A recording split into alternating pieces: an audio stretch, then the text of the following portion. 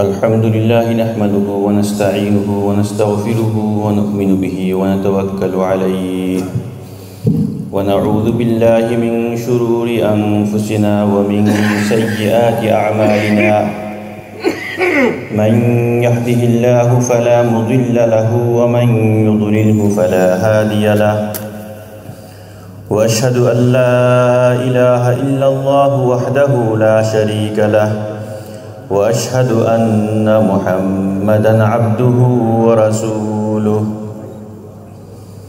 صلى الله تعالى عليه وعلى آله وأصحابه وبارك وسلم تسليمًا كثيرًا كثيرًا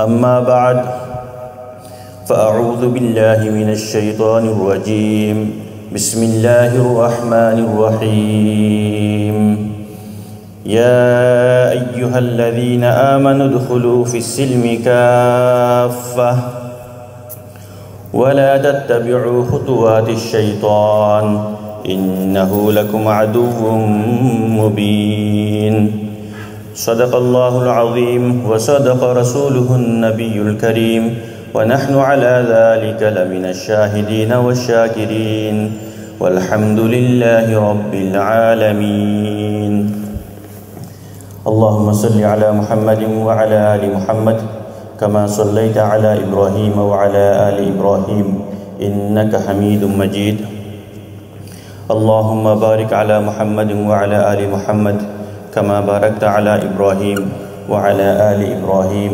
إنك حميد مجيد সম্মানিত মুসল্লিয়ান কিরাম, আল্লাহ রাব্বুল আলামিন আমাদেরকে ডেকে বলছেন ইয়া আইয়ুহাল্লাযীনা আমানু উদখুলু ফিস সিলমি কাফা, হে ঈমানদারগণ তোমরা পরিপূর্ণভাবে ইসলামে প্রবেশ করো।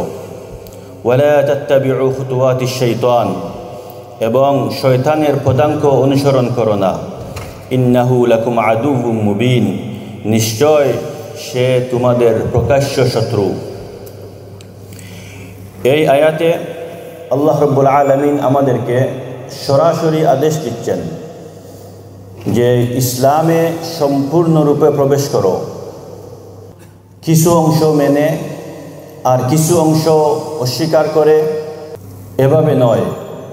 জীবনের কিছু ক্ষেত্রে ইসলামের বিধান অনুসরণ করে, কিছু ক্ষেত্রে ইসলাম ছেড়ে অন্য কোনো পন্থা অবলম্বন করে নয়, বরং জীবনের প্রতিটি ক্ষেত্রে ইসলামের বিধান অনুযায়ী চলার নির্দেশ দিচ্ছেন।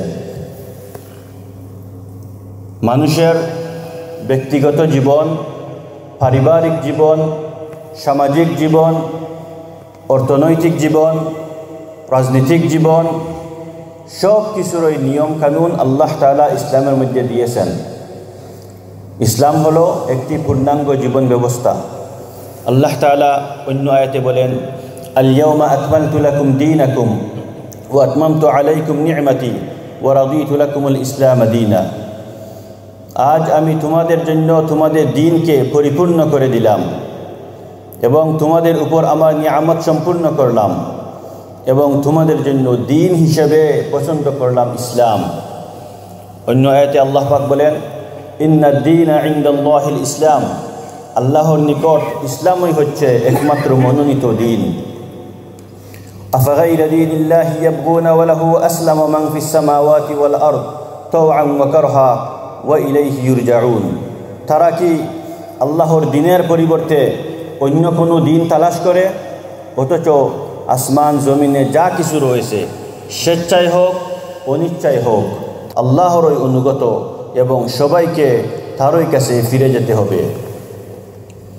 ওয়ামান ইয়াবতাগি গায়রাল ইসলামি দীনান ফালান ইউকবালা মিনহু ওয়া হুয়া ফিল আখিরাতি মিনাল খাসিরিন, যে ব্যক্তি ইসলাম ছাড়া অন্য কোনো দ্বীন তালাশ করে, অন্য কোনো পন্থা অনুসরণ করে, তা কখনো তার নিকট থেকে গ্রহণ করা হবে না, আর আখিরাতে সে হবে ক্ষতিগ্রস্ত। প্রিয় ভাইরা, দুঃখজনক হলেও সত্য, আজ আমাদের অনেকেই ইসলামকে পিছনে ফেলে বিজাতীয় সংস্কৃতিকে আঁকড়ে ধরেছেন। আজ আমরা ইসলামকে কিছু ইবাদতের মধ্যে সীমাবদ্ধ করে ফেলেছি। নামাজ রোজা করি কিন্তু ব্যবসা বাণিজ্যে ইসলাম মানি না।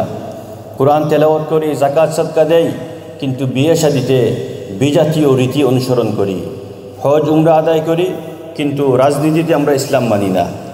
এভাবে জীবনের কিছু ক্ষেত্রে ইসলাম মেনে আর কিছু ক্ষেত্রে ইসলামের বিধান অমান্য করার মাধ্যমে আখিরাতের শাস্তি থেকে মুক্তি পাওয়া কোনোভাবেই সম্ভব নয়। আখিরাতের মুক্তি পেতে হলে, আল্লাহর সন্তুষ্টি অর্জন করতে হলে আমাদেরকে অবশ্যই পরিপূর্ণভাবে ইসলাম মানতে হবে। জীবনের প্রতিটি ক্ষেত্রে, ব্যক্তিগত জীবন, পারিবারিক জীবন, সামাজিক জীবন, ব্যবসা বাণিজ্য, রাজনীতি, সব জায়গাতেই ইসলামের বিধান মেনে চলতে হবে। আল্লাহ তাআলা আমাদেরকে যে নির্দেশ দিয়েছেন, তোমরা পরিপূর্ণভাবে ইসলামে প্রবেশ করো, এই নির্দেশ অনুযায়ী আমাদের জীবনের প্রতিটি দিককে ইসলামের অধীনে আনতে হবে। আমাদের ব্যক্তিগত জীবন ইসলামের অধীনে আসতে হবে। আমাদের শরীরের প্রতিটি অঙ্গকে শয়তান ও নফসের অনুসরণ থেকে বিরত রেখে ইসলামের নিয়ন্ত্রণে আনতে হবে। আমাদের চোখ যেন হারাম কিছু না দেখে, আমাদের কান যেন হারাম কিছু না শুনে, হাত যেন অন্যায়ের কাজে ব্যবহার না হয়, পা যেন গুনাহের পথে না চলে, এবং ফরজ, নামাজ, রোজা, হজ, যাকাত এগুলো সঠিকভাবে আদায় করতে হবে। আমাদের পারিবারিক জীবন, সামাজিক জীবন ইসলামের অধীনে আসতে হবে। পিতামাতা, সন্তান সন্ততি, স্বামী স্ত্রী, ভাই বোন এবং অন্যান্য আত্মীয় স্বজন সবাইকে একে অপরের উপর ইসলামের বিধান অনুযায়ী যে হক ও অধিকার রয়েছে তা যথাযথভাবে আদায় করতে হবে। একজন মুসলমানের উপর আরেকজন মুসলমানের যে হক রয়েছে, একজন সাধারণ মানুষের উপর আরেকজনের যে হক রয়েছে তা অবশ্যই মেনে চলতে হবে। প্রতিবেশীর হক আদায় করতে হবে এবং কোনো মানুষের উপর অন্যায় ও জুলুম করা যাবে না। বিয়ে শাদী, অন্যান্য সামাজিক অনুষ্ঠানে আমাদের অবশ্যই শরীয়তের বিধান মেনে চলতে হবে, কিন্তু আমরা প্রায় দেখি এসব অনুষ্ঠানে বিজাতীয় রীতি, গান বাজনা, অপচয় ইত্যাদি চলে। এগুলো ইসলামের শিক্ষা নয়, এগুলো হলো শয়তানের পদাঙ্ক অনুসরণ করা, ইসলামের বিধান অমান্য করা। ইসলামের বিধান অমান্য করে যা কিছু করা হয় তা অবশ্যই শয়তানের পদাঙ্ক অনুসরণ হিসাবে গণ্য হবে। ব্যবসা বাণিজ্যও ইসলামের বিধান মানতে হবে। রাসূলুল্লাহ সাল্লাল্লাহু আলাইহি ওয়াসাল্লাম বলেছেন, মান গাশশানা ফালাইসা মিন্না, যে প্রতারণা করে সে আমাদের অন্তর্ভুক্ত নয়। তাই ব্যবসায় মিথ্যা, প্রতারণা, তেমনিভাবে সুদ, মদ থেকে এবং অন্যান্য হারাম বেচাকেনা থেকে আমাদের অবশ্যই দূরে থাকতে হবে। রাজনীতি ও রাষ্ট্র পরিচালনাও ইসলামের বাইরে নয়। রাসূলুল্লাহ সাল্লাল্লাহু আলাইহি ওয়াসাল্লাম রাষ্ট্রীয়ভাবে ইসলামের বিধান কার্যকর করেছিলেন এবং ন্যায় বিচার প্রতিষ্ঠা করেছিলেন। তাই আমাদের রাজনীতি হতে হবে মানুষের সেবা এবং কল্যাণের জন্য, ন্যায় বিচার প্রতিষ্ঠার জন্য এবং মুসলিম সংখ্যাগরিষ্ঠ দেশে আল্লাহর আইন কার্যকর করার জন্য।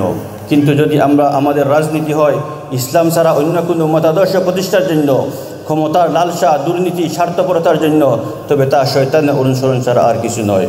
প্রিয় ভাইরা, আমাদেরকে সাথে সাথে বিদআত থেকেও বাঁচতে হবে, কুরআন ও সুন্নাহকে আঁকড়ে ধরতে হবে।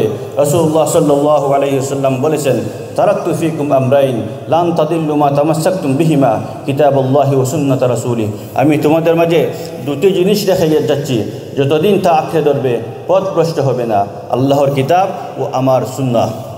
রাসূলুল্লাহ সাল্লাল্লাহু আলাইহি ওয়াসাল্লামের সাহাবায়ে কেরামগণ জীবনের প্রতিটি ক্ষেত্রে ইসলাম অনুসরণ করেছিলেন। হযরত ওমর রাদিয়াল্লাহু তাআলা আনহু বলেছিলেন, নাহনু কওমুন আ'আজ্জানাল্লাহু বিল ইসলাম ফাহমাবতাগাইনাল ইজ্জাহ ফি গায়রিহি আযাল্লানাল্লাহ। আমরা এমন জাতি যাকে আল্লাহ ইসলাম দ্বারা সম্মানিত করেছেন। যদি আমরা ইসলাম ছাড়া অন্য কিছু অনুসরণ করে সম্মান তালাশ করি, আল্লাহ আমাদেরকে নিশ্চয় অপমানিত করবেন। প্রিয় ভাইরা, আসুন আমরা আজ এই প্রতিজ্ঞা করি যে আমাদের চিন্তা চেতনা, আমাদের ব্যক্তিগত জীবন, পারিবারিক সামাজিক জীবন, ব্যবসা বাণিজ্য, রাজনীতি সব কিছুতে ইসলামের বিধান মানব, আল্লাহর অনুগত্যে চলব, শয়তানের দুকায় পড়ব না, শয়তানের অনুসরণ করব না। আল্লাহ তাআলা আমাদেরকে এই আয়াতের আলোকে পূর্ণভাবে, পরিপূর্ণরূপে ইসলামে প্রবেশ করার তৌফিক দান করুন।